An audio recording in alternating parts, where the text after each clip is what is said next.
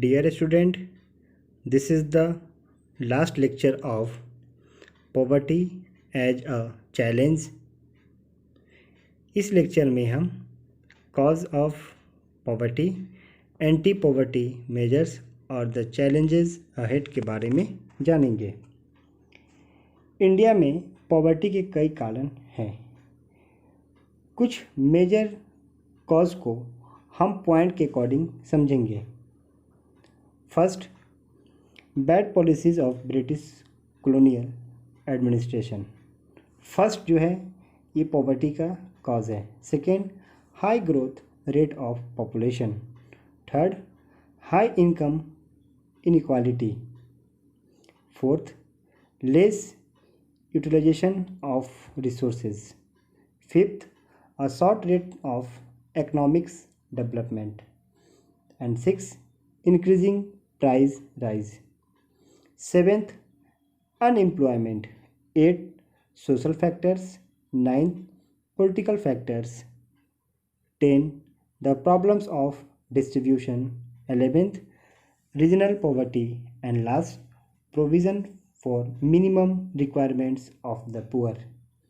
ये 12 जो हैं ये मेजर कॉज हैं इंडिया में पॉवर्टी के।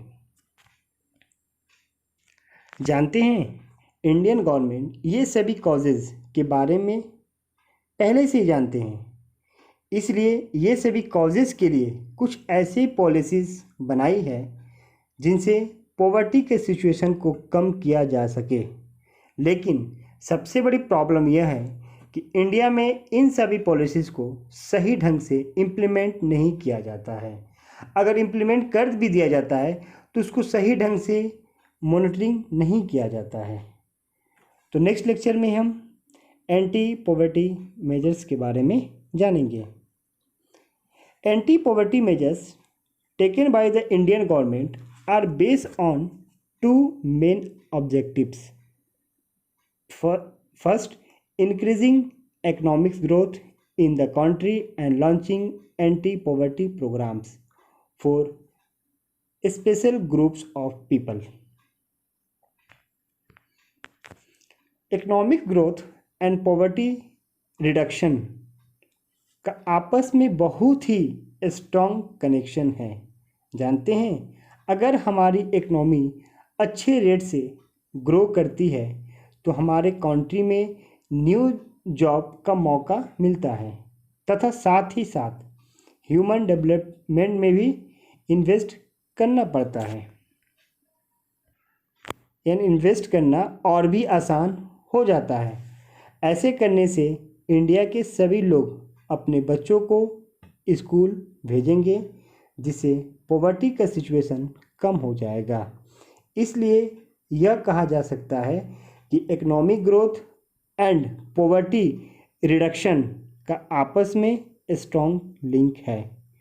पॉइंट की मदद से हम 5 मेजर एंटी पॉवर्टी प्रोग्राम के बारे में बात करेंगे जिन्हें हमारे कंट्री की गवर्नमेंट डिज़ाइन किया है। फर्स्ट, प्रधानमंत्री रोजगार योजना। इस योजना को 2 अक्टूबर 1993 को स्टार्ट किया गया। इस योजना की इम्पोर्टेंस एम यह है कि इससे रूरल और अर्बन के एजुकेटेड बेरोजगारी यानी बेरोजगार यूथ अपना उद्योग धंधा शुरू करने के लिए इंस्पायर होते हैं जिनकी उम्र 18 to 35 ईयर्स के बीच होनी चाहिए। Second, rural employment generation programme. इस स्कीम को the Khadi and village industries के द्वारा 1 अप्रैल 1995 को लॉन्च किया गया। इसका मेन एम था कि विलेज के 2 मिलियन युवा को जॉब देना खादी और विलेज इंडस्ट्रीज में। थर्ड, स्वर्ण जयंती ग्राम स्वरोजगार योजना। इस स्कीम को 1 अप्रैल यानी 1 अप्रैल 1999 को शुरू किया गया। इसका मेन एम है कि रूरल इंडिया के गरीबों को रोजगार देना। इस योजना के अकॉर्डिंग 30% की रेट से सब्सिडी भी मिलती है। फोर्थ, प्रधानमंत्री ग्रामोदय योजना। इस स्कीम के अकॉर्डिंग यानी इस स्कीम की शुरुआत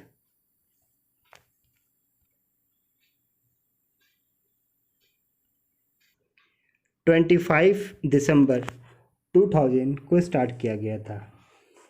इस स्कीम के अकॉर्डिंग 14 अप्रैल से 24 अप्रैल 2016 तक चलाने वाले ग्राम उदय से भारत उदय अभियान के तहत गांव में होने वाले विकास वर्क पर ध्यान केंद्रित किया गया और गांव में रोजगार का अवसर प्रदान की गई। And last, MNREGA, Mahatma Gandhi national rural employment guarantee act. MNREGA एक रोजगार गारंटी योजना है। इस योजना को 2 फरवरी 2005 को 200 डिस्ट्रिक्ट में शुरू की गई। इस स्कीम को national rural employment guarantee act 2015 के नाम से शुरू किया गया था, लेकिन बाद में यानी 2009 में इसका नाम बदलकर Mahatma Gandhi national rural employment guarantee act 2005 रखा गया। इस एक्ट के अकॉर्डिंग हर साल रूरल एरिया में 100 डेज के लिए एम्प्लॉयमेंट प्रोवाइड किया जाता है। अभी लॉकडाउन की सिचुएशन में जो वर्कर्स बड़े मेट्रो सिटी से अपने विलेज की तरफ लौटे थे, तो उन्हें मनरेगा के अकॉर्डिंग जॉब प्रोवाइड किया गया था। मनरेगा में हमारे लेबर्स इसलिए काम नहीं करना चाहते हैं, इसमें पर डे का जो इनकम होता है वो बहुत कम होता है। पिछले कुछ सालों में इंडिया में पॉवर्टी के सिचुएशन थोड़ा कम हुई है, लेकिन अभी भी इंडिया के हर स्टेट में, रूरल एरिया में, अर्बन एरिया में पॉवर्टी का सिचुएशन काफ़ी अलग है। कुछ एरिया तो ऐसे हैं जहां पर पॉवर्टी का सिचुएशन काफ़ी बैड है। इस बात से हमें पता चलता है कि पॉवर्टी रिडक्शन इंडिया के लिए एक मेजर चैलेंज है। इसलिए हम नेक्स्ट लेक्चर में चैलेंज अहेड के बारे में जानेंगे। स्कॉलर्स के अकॉर्डिंग पॉवर्टी का डिफिनीशन इनकम्प्लीट है। स्कॉलर्स का कहना है कि हमें पॉवर्टी पे नहीं बल्कि ह्यूमन पॉवर्टी पर ध्यान देना चाहिए, क्योंकि पॉवर्टी का concept minimum subsistence standard of living पर फोकस करता है, यानी कि एक इंसान के पास मनी, फूड, शेल्टर और कपड़ा ना हो तो वो इंसान पुअर कहलाता है। वहीं दूसरी तरफ ह्यूमन पॉवर्टी का concept reasonable standard of living पर फोकस करती है, यानी कि अगर एक इंसान illiteracy, unemployment, discrimination, poor health को फेस कर रहा है, तो इसका मतलब ये हुआ कि वो इंसान पॉवर्टी की सिचुएशन को फेस कर रहा है। स्कॉलर्स का कहना है कि इंडिया का एम पॉवर्टी को रिडक्शन करना नहीं बल्कि ह्यूमन पॉवर्टी के सिचुएशन को रिड्यूस करना होना चाहिए। इंडियन गवर्नमेंट के अकॉर्डिंग आने वाले 10 ईयर्स में इंडिया के एवरी सिटीजन्स के पास मिनिमम इनकम होगी, यानी कि इंडिया का every citizen necessary income earn कर रहा होगा। इसका मतलब ये नहीं हुआ कि इंडिया से पॉवर्टी का सिचुएशन बिल्कुल ख़त्म हो जाएगा, क्योंकि इंडियन गवर्नमेंट के लिए मेजर चैलेंजेस ये है कि किस तरीके से इंडिया के एवरी सिटीजन्स को education, health care, gender equality, job security and dignity provide करती है। ये चैप्टर यहीं ख़त्म होता है।